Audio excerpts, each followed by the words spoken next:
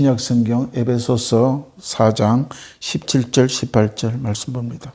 같이 읽겠습니다. 그러므로 내가 이것을 말하며 주 안에서 증언하노니 이제부터 너희는 이방인이 그 마음에 허망한 것으로 행함같이 행하지 말라. 그들이 총명이 어두워지고 그들 가운데 있는 무지함과 그들의 마음이 굳어짐으로 말미암아 하나님의 생명에서 떠나 있도다. 아멘. 바울은 예수 그리스도를 믿지 않는 사람들은 세상의 중심으로 살아가기 때문에 하나님께서 떠났다고 이야기합니다. 총명에서 떠났다고 이야기합니다.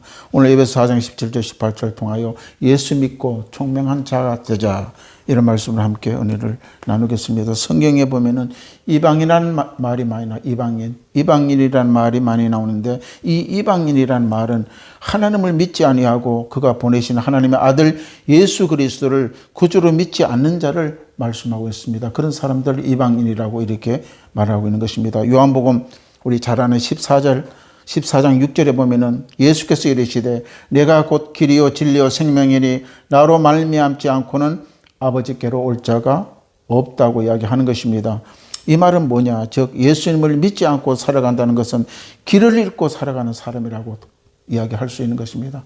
왜냐하면 예수님이 길인데 예수님 믿지 않으면 참 길을 알 수 없이 살아간다는 것입니다. 그래서 인생이 어디서 와서 어떻게 살며 어디로 가야 하는지를 모르고 살아가는 사람들이 바로 이방인이라는 것입니다. 오늘날 그리스도 예수를 믿지 않은 사람은 인생에 방황하며 살아가게 된다고 오늘 바울은 이야기하고 있는 것입니다. 예수가 없으면 인생이 허망해진다고 오늘 본문에 이야기하고 있는 것입니다. 왜 그런가요? 인생의 삶의 의미는 가치와 목적을 모르고 살아가고 있기 때문입니다. 우리의 인생에 살아가는 것은 가치와 목적이 있어요. 우리는 어디로 가면 왜 살아가며 어떻게 우리가 열심히 일을 하고 왜 했느냐, 그걸 가치와 목적을 알고 살아가야 된다고 성경은 말씀하고 있는 것입니다. 그러나 이 영적인 삶을 추구하는 것은 바로 이것을 모르고 살아가는 사람들, 예수를 모르고 살아가는 사람들은 바로 허망한 삶을 살아간다고 성경은 이야기합니다. 그래서 길을 잃어버리고 살아가는 것만큼은 답답함이 없는 것입니다. 여러분, 어떤 집을 찾아가려고 하는데 그 집을 찾을 수도 없고 길을 잃어버렸다면 자꾸 방황하며 얼마나 허망하고 답답하겠습니까? 우리는 생활하는 가운데서 우리가 두고 있는 물건도 제대로 알지 못하고 찾을 때가 참 많다는 것입니다. 그래서 성경에 드라크마라 어떤 여인이 잃어버렸어요. 그래서 그걸 찾기 위하여 온 방을 쓸고 찾고 하는 그런 내용이 나옵니다. 이처럼 갈 길을 잃어버리고 애를 쓰고 노력하는 것이 허망한 일입니다. 가야 할 길을 확실히 알고 좌로나 우로나 치우치지 않고 목적을 향하여 갈 길을 찾아가는 우리 인생이 되어야 될 줄로 믿습니다.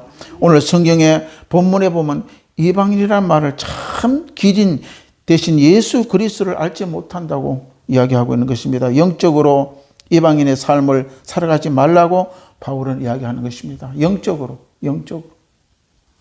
우리는 다 나그네요 이방인이라는 것입니다. 성경에. 왜 그럽니까? 우리 본향은 천국이기 때문에 잠시 잠깐 하나님의 허락한 이 땅에 살다가 주님 부르면은 우리의 본향, 하나님이 예비한 처소에 예비된 준비된 그곳에 가는 것입니다. 그래서 영적으로 예수를 모르게 되면은 이 땅에 모든 사람들은 다 이방인의 삶을 살아갈 수밖에 없다는 것입니다. 세상의 길을 갈 때에 길을 잃어버리면 길을 찾을 수 있도록 안내를 받을 수 있으면 좋지만은 그렇지 않고 잘못된 길을 자꾸 걸어가게 되면은 그 사람은 어려움에 처할 수밖에 없다는 것입니다. 세상 사람들의 말로도 아는 길을 물어가라는 말이 있습니다. 어린 시절에 저는 너무나 가난한 시절에 보릿고기라는 것을 우리는 체험하고 살았습니다. 나물로 배를 채우고 물로 배를 채우는 시절이 봄철만 되면 산에 나무를 떠들어 산으로 온 동네 아낙네들이 어린아이를 데리고 산에 봄나무를 떠들어 산에 올라갑니다. 왜냐하면 지금 5월 6월이 가장 먹을 게 없어요. 보리가 날 때까지 그 고비가 생명을 완전히 연장시킬 수 있는, 그래서 보릿고기라고 이야기하고 있는 것입니다. 그래서 니네 할 것 없이 그 당시에는 전부 다 쑥이고 산나물이고 뜯어서 배를 채워야 되니까, 심지어는 그 배를 채우기 위해서는 그 당시에는 뭐 수도가 있어요. 뭐가 있습니까? 개울가에 물로 그냥 배를 채우는 시절이 된 것입니다. 저희 누나가 그 이야기를 합니다. 아버지가 그 당시에 너무 어려우니까 어디 가서 남의 밭에 농작물을 뽑아먹지 말고 그럼 도둑놈이 되니까 배고프면 물을 마시라고 겨울물을 마시라고 그래서 배 채우고 한참 배고파도 앉아있으면 정신이 돌아올 거라고 그렇게 교육을 했대요. 어린 시절에.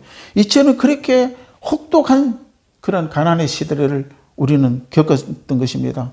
이 많은 시간이 흐르고 이제 산에 올라가서 풀을 다 그 나무를 뜯고 있는데 시간이 저녁 되니까 모두 다 저녁에 집으로 돌아갈 시간이 되는데 모든 사람들이 집으로 돌아가는데 그 별자라는 아주머니가 한 명이 있었어요. 이런 별난 이름을 가진 한 아주머니가 일행들과 함께 나무를 뜯지 않고 혼자서 많이 뜯으려고 그 나무만 보고 막 달려간 거예요. 그렇잖아. 욕심이 많으면 그 나무를 보고 가는 거예요. 나무를 많이 뜯으려고. 그러다가 결국은 길을 잃고 딴 사람들은 다 집으로 돌아왔는데 이 별자라는 아주머니는 혼자 산에 별난길을 걸어가다가 결국 하루가 지나고 날이 새워도 돌아오지 않은 것입니다. 그 돌아오지 않고 길을 잃어버리고 산속에 헤매다가 생명의 위협을 찾아오게 된 것입니다. 이 잘못된 길이 무엇입니까? 바로 우상을 섬기고 귀신이 이끄는 길로 가고 무신론의 길을 걸어가게 되면은 인생의 길을 잃어버리게 되는 것입니다. 이 삶에 문제가 있고 위기가 올 때는 하나님 믿는 사람들은 예수 그리스도 앞으로 나와 기도하게 되는 것입니다. 고난이 오고 환난이 오게 되면 하나님께 부르짖는 것입니다. 우리가 기도할 때에 성령께서 우리의 기도를 받으시고 하나님 예수 그리스도의 하나님 우편에 계신 하나님의 우리를 위하여 정보하고 계시고 그 기도를 응답하고 계신다는 사실을 우리는 잊어서는 안 되는 것입니다. 그래서 우리는 하나님께 부르짖어서 기도할 수밖에 없는 것입니다. 예수의 길을 걸어가지 않는 이방인들은 어떻게 합니까? 그들은 무당을 찾고 점치는 귀신을 쫓아 자기 인생을 무료로 다니는 삶을 참 인생의 길을 잃어버리고 살아가는 삶이라는 것입니다. 그래서 왜 천지 만물을 창조하신 하나님을 두고 그들은 예수 그리스도의 우리가 구원자로 보내심을 무시하고 내 마음대로 내 뜻대로 살아가는 자들을 보러 이방인의 삶이라고 말씀하고 있는 것입니다. 그래서 그들은 눈에 있어도 보지 못하고 입이 있어도 말하지 못하고 귀가 달려 있어도 듣지 못하는 그 우상에게 복을 달라고 빌고 자기 문제를 해결하기 위하여 거기에 비는 것입니다. 그 길은 옳은 길이 아닌 것을 우리는 기억해야 되는 것입니다. 잘못된 길은 어떤 길입니까? 우상을 섬기고 귀신이 이끄는 길로 가면 안 된다는 것입니다. 무신론은 자, 하나님 믿지 않는 이 자들은 걸어가는 길은 우상들의 길입니다. 사신들의 길입니다. 그 길은 올바른 길이 아닌 것입니다. 그 길은 종국의 길을 잃어버리고 죽게 되는 결과를 가져오게 되는 것입니다. 그런 길은 멸망의 길입니다. 마음의 허망한 길로 가게 된다고 성경은 오늘 바울이 이야기하고 있는 것입니다. 바로 우리는 그리스도 예수의 길이 옳은 길이요 참 길이라는 것을 기억해야 되는 것입니다. 믿는 우리들은 다른 길을 가는 인생들을 바른 길로 인도해 내어야 할 것입니다. 잘못된 길로 가는 자들을 가만히 보고만 있으면 되겠습니까? 세상 길도 바른 길을 가도록 이정표가 있고 자동차도 바른 길을 가기 위해서 또는 내비게이션이 있지 않습니까? 우리의 영적인 인생의 길도 바르게 갈 줄 알아야 하는 것입니다. 예수 그리스도의 길은 생명의 길이요. 그 길이 바로 참 길이라는 것은 우리는 말씀하는 예수의 말씀을 듣고 나아가야 될 줄로 믿습니다. 그 길을 통하여 바로 우리는 구원이 있고 천국의 하나님의 영원한 곳에 우리는 도달할 수가 있게 되는 것입니다. 인생의 길을 잘못 들어 마음에 허망하게 살아가는 사람들은 끝까지 우리는 추적해서 올바른 길로 들어서서 갈 수 있도록 우리 믿는 자들이 임무인 것입니다. 아멘. 아무리 건교해도 건면해도 듣지 않고 우리 말을 안 들어주는 것은 할 수 없지만 그 책임은 자기들에게 있죠. 그러나 분명한 것은 잘못된 길을 가는 것을 우리가 보고 건면하거나 권고하지 않는 것은 믿는 우리에게 중대한 책임이 있다는 것을 기억해야 되는 것입니까? 왜 그럴까요? 우리는 분명한 길을 알고 생명을 얻었음에도 불구하고 죽음의 길을 가는 자들을 보고 그 길로 가면 죽음의 길이라고 권면하지 않는다면 우리에게는 크나큰 책임이 있다는 것을 우리는 알아야 되는 것입니다. 여기에 이방인 그리스도를 떠난 자들의 마음이 허망하고 자기들이 잘못된 길을 만들어지고 그 길이 올바른 길 같이 보이나 종국에는 잘못된 길이 된다는 것은 저들은 알지 못하고 살아가게 되는 것입니다. 그래서 허망한 일이라고 합니다. 허망하다는 것. 우리는 너무 허망한 일도 살다 보면 많이 겪지요. 그런 허망 일을 하지 말라고 오늘 성경 본문을 말씀하고 있는 것입니다. 우리에게 가르치고 있는 이것을 명심해야 되는 것입니다. 그리스도의 생명의 길, 예수를 믿고 영생 구원의 길을 가는 것이 인생의 마음의 허망함을 없애줄 수 있는 바로 진리의 말씀인 것입니다. 예수 그리스도를 믿지 않고 험한 길을 가는 인생은 마음의 주인이 없는 것입니다. 마음의 주인이 없어요. 마음의 주인이 없으니까 자기 생각, 자기 뜻, 자기 의지대로 살아가고 수밖에 없는 것입니다. 그래서 마음의 주인이 없으면 어떻게 됩니까? 도둑이 들어와 꽉 차게 되는 것입니다. 주인이 없는 마음에 도적이 들어오게 되는 것입니다. 도적이 들어오면 어떻게 됩니까? 요한복음 10장 10절에 이렇게 기록하고 있습니다. 도적이 오는 것은 도둑질하고 죽이고 멸망시키는 것뿐이요 내가 온 것은 양으로 생명을 얻게 하고 더 풍성히 얻게 하려는 것이라. 이건 예수님이 친히 말씀하셨습니다. 도적이 오면 다 뺏어갑니다. 마음의 질병도 갖고 가고 가정의 우환도 갖고 오고 환난도 가져오게 만들고 때로는 생명을 우리는 완전히 잃어버리게 만든다는 것입니다. 그러나 예수님은 온 것, 내가 온 것은 바로 그 양들에게 생명을 얻게 한다고 성경은 말씀하고 있는 것입니다. 빈집에는 얼마나 우환이 있는지 모릅니다. 여름철에 휴가철에 집을 비워놓고 놀러 갔다 오게 되면 도둑이 찾아옵니다. 왜 그렇습니까? 주인이 없기 때문에 그런 사건이 발생된다는 것입니다. 시골에 사람들이 살지 않고 비워놓은 집들을 보면은 온갖 짐승들이 찾아오게 되고 쥐들이 우울거리고 거미줄이 가득 차게 되고 결국은 어떻게 됩니까? 그 집이 견디다 못해 쓰러지고 무너지고 마는 것입니다. 집에는 주인이 늘 지키고 있어야 되는 것입니다. 우리의 마음의 집에는 누가 있어야 됩니까? 바로 예수 그리스도가 하나님은 우리 집의 주인이 되어야 될 줄로 믿습니다. 예수님을 믿고 주인을 모시고 살아가게 되면은 도둑이 들어오지를 못해요. 예수 그리스도의 보혈의 피가 문설주와 임방기에 발라서 악한 질병이 들어오지 못하게 만들고 악한 영들이 틈타지 못하게 만들어 주시는 것입니다. 그래서 주인이 되시는 예수 그리스도가 직접 우리 집을 지켜주셔야 되는 것입니다. 아멘. 그리스도 예수를 우리를 위하여 십자가에 죽으시고 죽음에서 해방하여 부활의 주님으로 우리 가운데 오셔서 우리를 인도하여 가야만 우리는 올바른 삶을 방향을 찾아갈 수 있고 형통하게 될 줄로 믿습니다. 이러한 주인 되신 예수가 없는 인생의 집에는 자꾸 허망한 짓을 하게 된다는 것입니다. 오늘 바울은 말합니다. 이제는 부터 너희는 이방인의 마음같이 되지 말고 이방인처럼 허망한 짓을 하지 말고 바로 그리스도 예수를 믿고 온전한 길을 걸어가라고 우리에게 약속하고 있는 것입니다. 그래서 오직 길은 바로 예수 그리스도를 믿고 따라가는 참 길을 있음을 우리를 기억을 해야 됩니다. 그뿐만 아닙니다. 우리 길을 찾아주시는 분이 있습니다. 이방인의 마음에 주인이 없어 허망하게 온갖 행한 일을 하고 살아가는 자임을 우리는 기억하지만 오늘 에베소서 4장 18절 보세요. 그들이 총명이 어두워지고 이렇게 예수가 없고 마음이 허망하게 되면은 결과가 어떻게 됩니까? 그들이 총명이 어두워진다고 이야기하고 있는 것입니다. 이방인의 삶을 살아가다 보면은 결국 총명이 어두워지고 그들 가운데 무지함과 그들의 마음의 굳어짐으로 말미암아 하나님의 생명이 떠난다고 성경은 이야기하고 있는 것입니다. 이 말씀은 무엇입니까? 바로 예수를 모르고 하나님도 모르고 사는 사람은 여러분이 지혜가 있다 하나 결국은 총명이 어두워졌다고 이야기하고 있는 것입니다. 이것은 바로 삶의 분별력을 잃어버렸다는 것입니다.